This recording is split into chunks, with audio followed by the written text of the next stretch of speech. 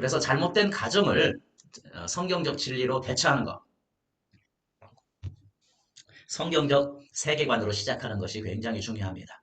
고대 철학, 고대 그리스 철학의 우주론, 신론들의 틀을 제거하는 것이 급선무고요. 두 번째로, 그 빼어낸 그곳에 뭐를 집어넣어야 돼요? 성경적인 진리로 채워내야 됩니다. 성경적인 우주론, 성경적인 히브리 유대적 상호 관계에 의한 그 나타난 그 점진적으로 계시되어진 하나님의 어떠하심, 이런 것으로 대체를 해야 됩니다. 그래서 제일 중요한 것이 성경적인 세계관으로 시작하는 것이 중요합니다. 그래서 아버지와 아들 신학은 하나님은 피조 세계에 충만하시다. 피조 세계 안에서 행동을 하신다. 우리 안에 거하신다. 내재하신다. 라고 이야기를 하고 있습니다. 전 시간에 많이 이야기를 했죠. 그래서 이 고대 철학자들의 그러한 그 잘못된 가정들을 이렇게 성경적인 진리로 대체를 해야 됩니다. 하나님은 영적인 차원과 자연적인 차원으로 된 하나의 세계를 창조하셨다. 하나의 피조 세계를 창조하셨는데 이 피조 세계 안에 자연적인 눈에 보이는 자연적인 차원이 있고 그리고 눈에 보이지 않는 영적인 차원이 같이 맞물려 있다. 같이 겹쳐져 있다. 통합되어 있다라고 하는 거예요. 차원만 다를 뿐 같이 맞물려 있다. 하나님은 피조 세계를 채우신다. 따라서 하나님은 사람과 아주 가까이 계신다라고 이야기를 하고 있어요. 무한히 멀리 떨어져서 분리되어 있는 하나님이 아니라 가까이 계신다. 그것이 성막이고요. 그리고 이스라엘과 함께 하시는 하나님 많이 나오죠. 그 다음에 하나님은 피조 세계를 채우시고 시간 안에 존재하시기 때문에 피조 세계 안에 계심을 알 수가 있다는 겁니다. 따라서 하나님은 어떤 면에서 가변적이시다. 시간적이기 때문에 시간은 변화하잖아요. 그죠? 불변하시는 속성도 있지만 하나님은 변하는 속성도 가지고 계신다라고 하는 거고 이것의 결정적인 증거가 성육신이다라고 이야기를 합니다. 영계에 계시는 보이지 않냐는 그러한 그 존재가 보이는 태초부터 계신 그분이 보이는 때가 되어서 보이는 아들로서 하나님의 본체가 인간의 모습으로 온 그 성육신 변화된 거죠. 성육신으로 증명이 됐고 이거 기독교의 핵심 교리 중에 하나입니다. 굉장히 중요한 거예요. 그 다음에 이런 성경적인 진리로 대처를 해야 됩니다. 하나님이 태양이 빛을 발산하는 것처럼 그분의 속성을 발산한다고 상상하는 거 이것은 하나님의 두 번째 계명에 어긋납니다. 여러분 그 두 번째 계명이 어떤 것으로든지 사람의 형상이나 물고기 형상이나 동물의 형상으로 나를 빗대어서 만들 조각하지 말라라고 이야기했고 1월 성신들 태양이나 달이나 별이나 이런 그 어떤 것들도 섬기지 말라라고 했는데 하나님의 속성을 발산하고 그 일자가 어떻게 개입하시는 것인가를 태양으로 이렇게 상상하게 만들었다고 하는 것. 하나님이 태양과 같다라고 상상하게 만드는 것은 둘째 계명에 어긋납니다. 또한 하나님은 단순하지 아니하시고요. 하나님은 초월적이고 피조세계와 완전한 독립적인 존재가 아니라 내재적인 존재시다. 피조세계 안에 함께 하시고 그리고 가까이 계시고 그리고 그분의 본성은 불가의 불가지 그런 분도 신비적인 부분도 있지만 알 수 있고 이해할 수 있는 계시적으로 알 수 있고 이해할 수 있도록 경험적으로 알 수 있도록 하셨다라고 하는 겁니다. 이게 성경적인 진리예요. 자, 어떻게 하나님이 세상에 개입하시는가 성경적인 관점을 우리 한번 살펴보도록 하겠습니다. 세상에 대한 하나님의 개입을 보여주는 스펙트럼. 여러분 이 그림을 잘 보시면 돼요. 고대 철학자들의 그런 그림 말고 이 그림을 잘 어떻게 개입하시는가 어떻게 하나님이 세상에 개입하시는가 이 스펙트럼 이거 잘 보십시오. 일관된 그런 그 고전 신학자들은 뭐라고 하냐면 하나님은 전적으로 통제하신다라고 그랬어요. 전적으로 모든 것을 다 통제하신다. 모든 걸 다 통제하신다. 내가 이리로 갈지 저리로 갈지 이런 것들도 통제하시고 내가 커피를 마실지 이 물을 마실지 이런 것도 미리 아신다. 또 하나의 극단적인 이런 반대편은 시계 제작자의 이미지입니다. 시계를 만들었고 태엽을 감아놓고 개입을 하지 않는 거예요. 하나님은 개입을 하지 않는다는 거예요. 그런데 아버지와 아들 이런 신학은 뭐냐면 하나님은 분별 있게 개입을 하신다라고 하는 것이 입장입니다.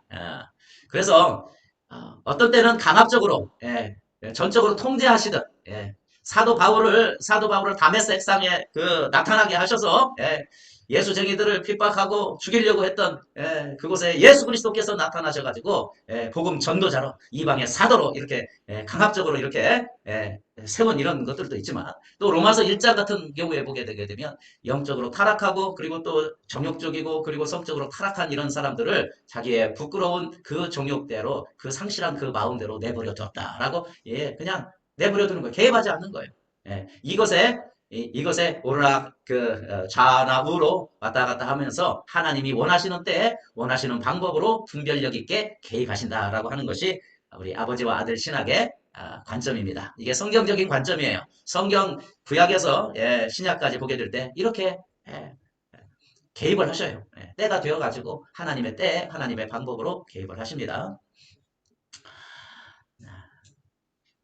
자, 그래서 고전 신학의 이해는 주권적, 하나님이 주권적이다 했을 때 모든 것을 통제하신다라고 했는데 성경에는 이런 말이 없어요. 그래서 플로티너스의 틀 속에서 성경을 끼워 넣는 식이에요. 자, 한번 런 거예요. 모든 것을 통제하신다. 참새 두 마리가 그 시장에서 돈 100원, 200원 주고 팔리는 거 다 하나님이 아신다. 그리고 통제하신다. 우리 머리털까지 다 세신바 되어서 다 아신다. 그렇기 때문에 통제하신다. 봐라, 그 바울의 그런 마음도 이렇게 강팍하게 해가지고, 출애굽하게 하지 않았느냐. 여러분, 이 머리털까지 세시고 그만큼 하나님의 사람들에 대해서 개별적으로 관심이 많다는 이야기고, 그래서 모든 것을 다 통제하신다고 하는 말이 아닙니다. 그리고 또 모든 사람을 바로처럼 다 모든 전 인류의 70억, 80억 인구를 마음을 어떤 일들을 벌여놓기 위해서 바로처럼 파라오에게 막 이렇게 이렇게 강팍한 마음들을 사용을 해가지고 그렇게 역사하시는 하나님은 아니죠. 획일적으로 그렇게 하시는 하나님은 아니시다는 거예요. 하나의 예를 들어서 이야기를 한 거지. 그래서 성경 신학에서는 FST는 뭐냐면 아버지와 아들 신학은 주권적이신데 원하는 때에 원하는 것을 무엇이든지 할 수 있다는 거예요.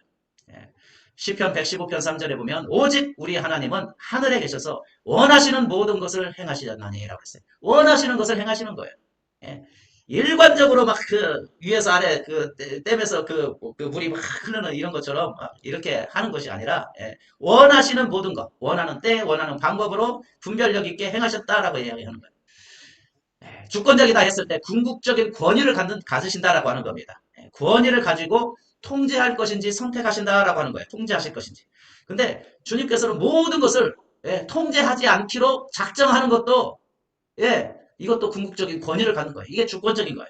어떤 부분은 통제할 수는 있지만 모든 것을 통제하지 않기로 작정을 하시고 그리고 또 사람들에게 그 권위를 위임하시기도 하시고 책임을 부여하시고 자유를 주셨어요. 뒷부분에 나옵니다. 자, 고전신학에게는 이런 논리적인 그에 따라서 모든 것을 통제하시니까 사람에게는 자유의지가 없죠.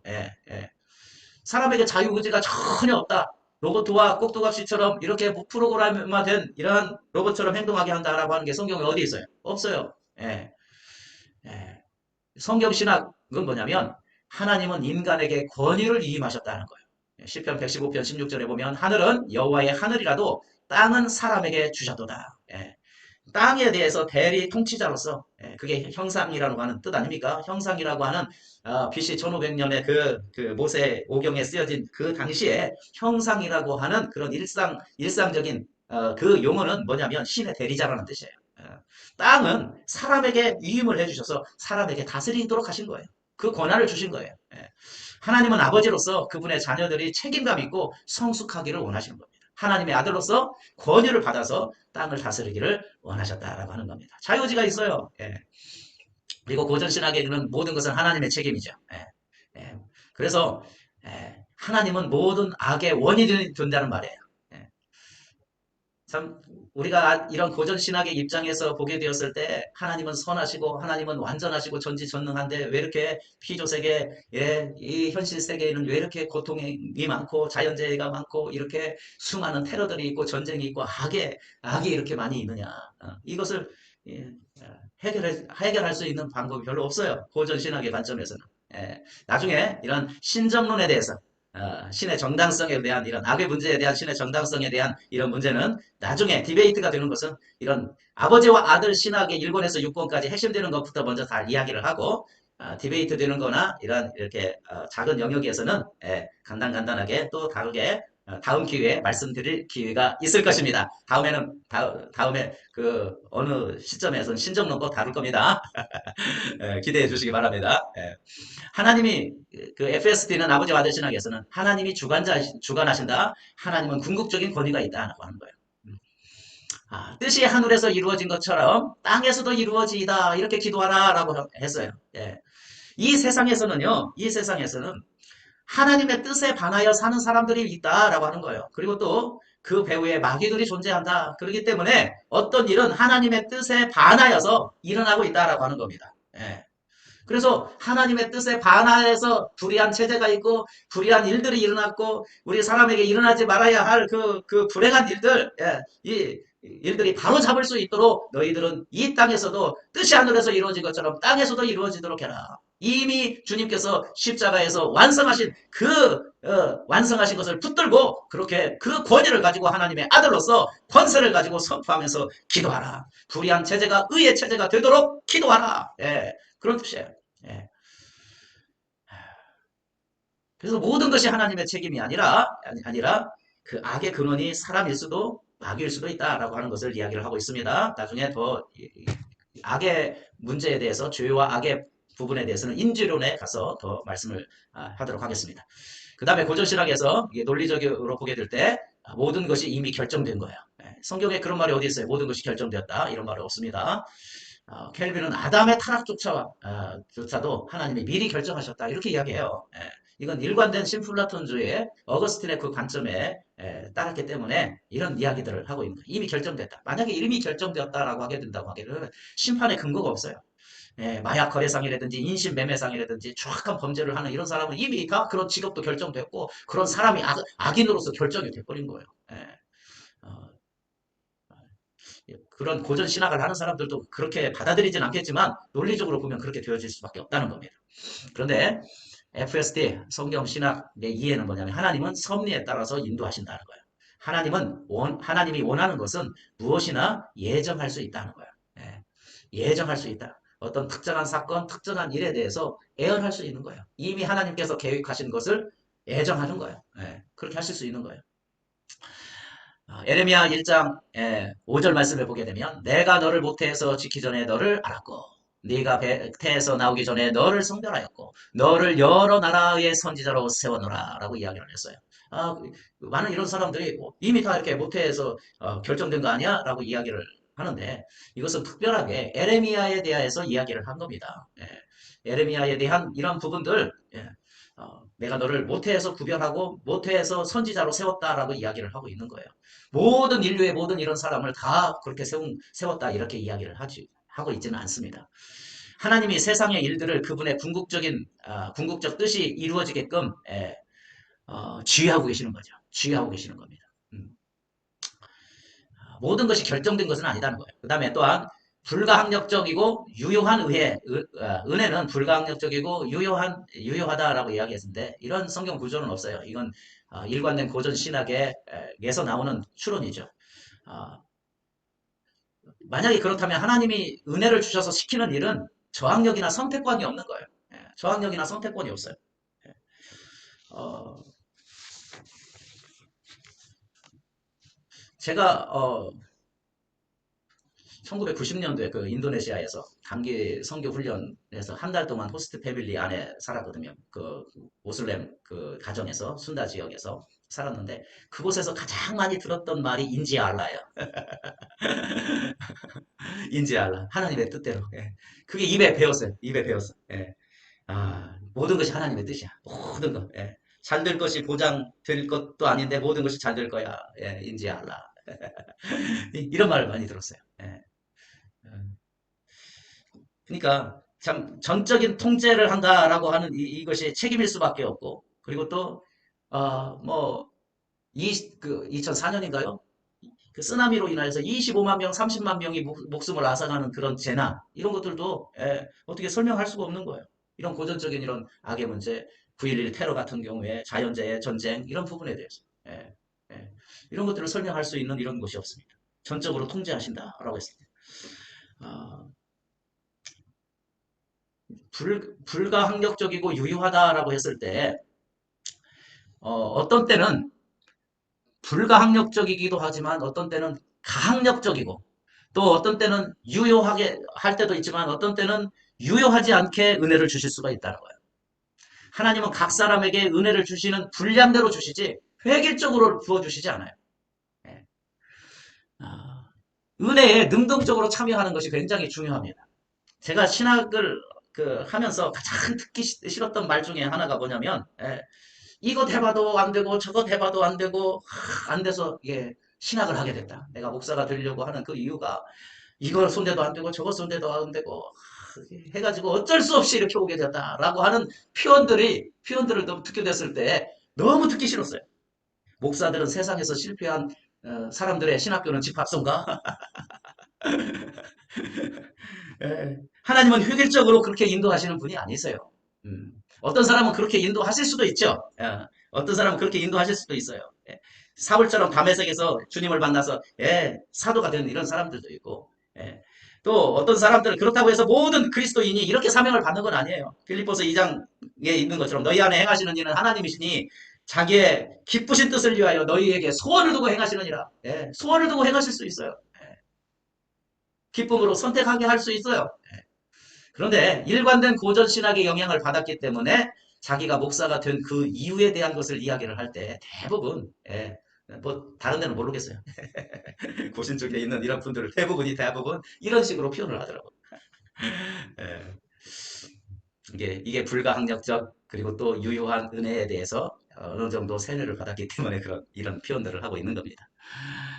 근데 성경에 보세요. 하나님의 은혜를 헛되이 받지 말라라고 했어요.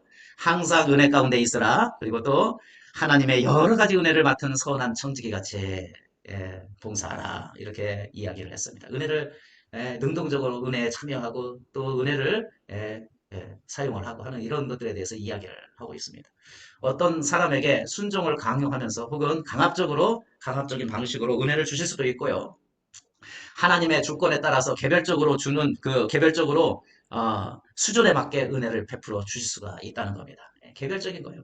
분량에 맞게 주실 수가 있다고 하는 사실입니다. 자, 어떻게 하나님이 세상에 개입을 하시는가? 이렇게 이걸 기억을 하십시오. 전적으로 통제하신다. 그리고 또 극단에는 하나님은 이실론처럼 이성과 자연의 법칙에 맡기신다. 개입하지 않으신다. 그러나 이 극단 그 사이에 하나님은 분별력 있게 자신의 원하는 뜻과 방법대로 개입을 하신다라고 하는 겁니다. 하나님이 개입하시는 방법은 참으로 다양합니다. 히브리인들의 부르짐을 통해서 하나님을 언약을 기억하셨다. 기도 응답을 통하여서 개입을 하시기도 하시고요. 하나님은 사람들과 관계를 맺음을 통해서 세상을 변화시키십니다.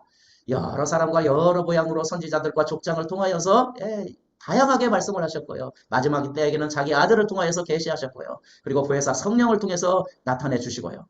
꿈과 환상을 통해서 천사들을 통해서 세상에 영향을 미치고 계십니다. 지금도 어떤 때는 불가항력적으로 강압적으로도 하시기도 하고 어떤 때는 자기의 행위의 열매를 거두도록 정욕으로 내버려 두시기도 하시고요.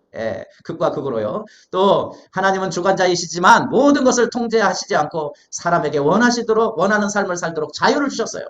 자유를 주시고 실패하고 실수하더라도 의인은 7번이라도 다시 일어나서 성숙하게 하나님을 섬길 수 있도록 그런 사람이 되도록 원하시는 겁니다.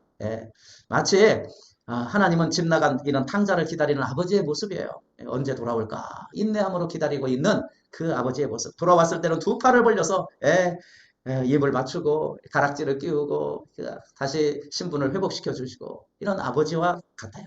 이렇게 하시는 이유가 뭡니까? 하나님은 최초에 인간에게 부여하신 임무를 완수하게 하기 위해서 이렇게 하시는 거예요. 기다리시고 인내하시고 더 성숙하기를 기대하시는 겁니다. 생육하고 번성하여 땅에 충만하라. 땅을 정복하라. 지금도 이 말씀은 지상 사명인 거예요.